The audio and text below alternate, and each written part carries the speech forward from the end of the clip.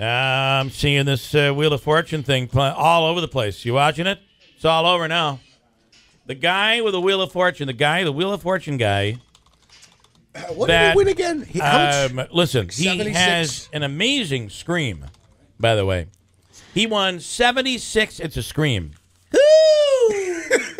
Woo! We need to make that our official yeah. free money question of the day.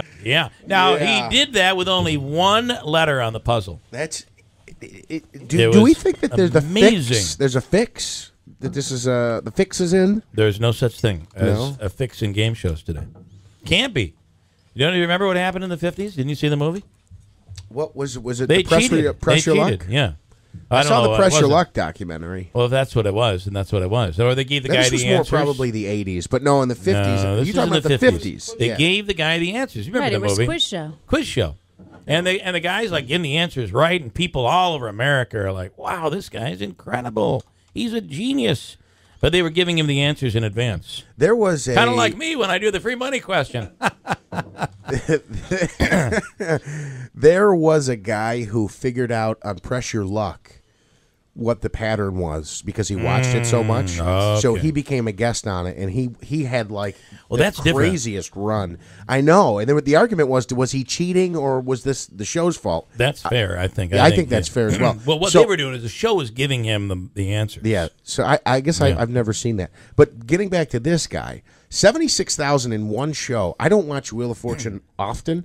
But I mean, you're usually looking at the $13,000 to $15,000 if you had a good night. Maybe sometimes you win the envelope and it's $30,000, so obviously that boosts you up.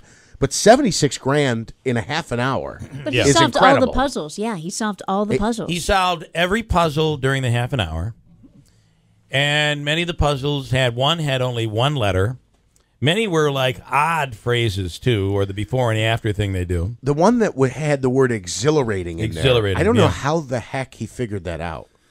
I don't either. Nagel, how'd he do it? Great. A lot of beer. I hate Wheel of Fortune.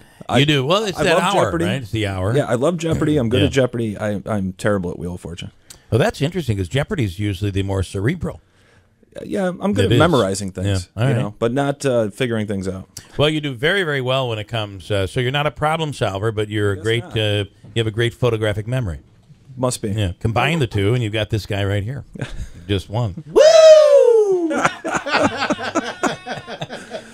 going to ask you and I, and that's a Beatles version of the woo. Both he and I were singing, just like Paul and John. Okay, what'd you bring in here this morning? What beer do we have? Oh, this is a goodie. It is good. This is a brand new one from Founders called Mosaic Promise. Okay, I'm smelling like grapefruit again. Yep, Mosaic hop. You get a little bit of tropical fruits in there too, like a mango sort of aroma. We tasted in this one too a little bit. Yeah. So there's no, contrary to the Sculpins that I brought in last week, there's nothing added to this. This is just a single hop IPA. This is 70 and sunny, by the way. This beer is 70 and sunny. Yeah. This is a 70 and sunny beer. You know, the beauty of this beer is that it's made very, very simply. It's called Mosaic Promise because it uses the Mosaic hop and then a Golden Promise malt. So you get a nice golden color. It's very light in mouthfeel, very refreshing, but still it's got a lot of hop flavor to it. It's dry hop quite heavily, and it smells delicious, and I think it's going to be a real winner for summer seasonal.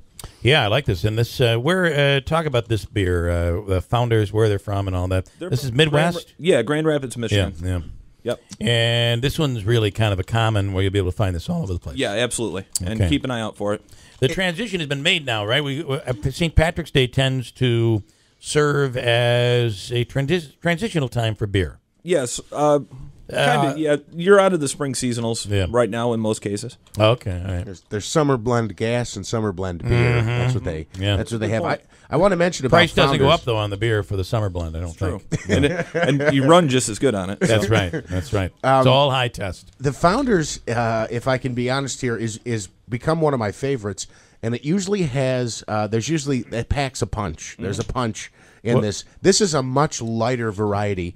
I don't know if I love the grapefruit. It's very good, but Founders to me is usually more of a thicker, heartier higher style. Alcohol. Yeah, Sure. and a higher alcohol percentage. This is a little off the path, I think, for what I've had from Founders. You know, one of the great things about Founders Brewing Company, and it's very rare that a brewery will do everything they do very well. So the great thing about Founders is once the public builds that trust, anything that these guys come out with is going to be trusted and sell initially. You don't have to wait for that warm-up period and the word of mouth to go around about what a great beer it is. People are always excited to see something new from Founders. Right. Yeah. Well, I got to tell you that I feel that the hoppy taste is there, but it's a much milder. It's a smooth, really smooth beer. I like it a lot. It's surprisingly refreshing, and it's a very clean finish too. Yeah. You talk about finish, whether that flavor lingers on your palate, and if it leaves a hoppy aftertaste. This one really doesn't. Yeah, I like it. It's good. I remember. Well, I shouldn't even tell this story, but so when it leaves it leaves it on your palate, it's probably leaving it in your mouth as well. So if you've had a drink before you go somewhere, I remember going to an event at my son's graduation, and I had before we stopped at a restaurant, and I had a cocktail, and we're walking across the aisle, and we're stuck in the middle, and we're walking across the aisle, and an older woman, said hi, and I said hi to her, and she said, "Whoa, has he been drinking?" Oh. She yelled it out in the theater. She yelled it out. It was the most embarrassing moment. Wow. So when that lingers, get some gum. Yeah. Yeah, that's what my wife Or stay says. away from or stay away from the linger altogether. Yeah. Or the old ladies. Good idea. Don is in Ilion with a little Wheel of Fortune update. Good morning, Don. Hi, Don. Hi. What do you know, Don? Oh, sorry about that. That's right. Just if you Google on Fox, that guy answered some of the questions. Yeah. It was promoted by a cruise line, and so he Googled all their most popular terms and studied them. So he has like a database in his head. So you think that's how this guy did it? Well, I mean, you can Google it. It was like an article on a couple news. Because I got to tell you, he was pulling off answers. Really? Like I watched it. Yeah. I'm sorry. Yeah, it was incredible. Yeah, I was watching. I was like, "How's this guy doing this?" And then, so I just Googled it, and it said he did an interview and said he looked up whatever cruise line or whatever was promoting it. Smart. And so he had like about 100 answers in his head that it could be. Wow, and like Nagel was just saying here, where you have that photographic memory when you really memorize things really well, that's what he used. So, hey, smart move. So he wins 75,000. Yeah. All right, Don. Interesting. I appreciate the call. Thanks, man. All right, thanks, man. All right, Christine will do an update on the news coming up. Hold tight. We'll come right back. This is Founders, by the way. It's called again Mosaic Promise. Mosaic Promise. Yep, available everywhere. Good beer is sold. Okay, coming right back at WIBX.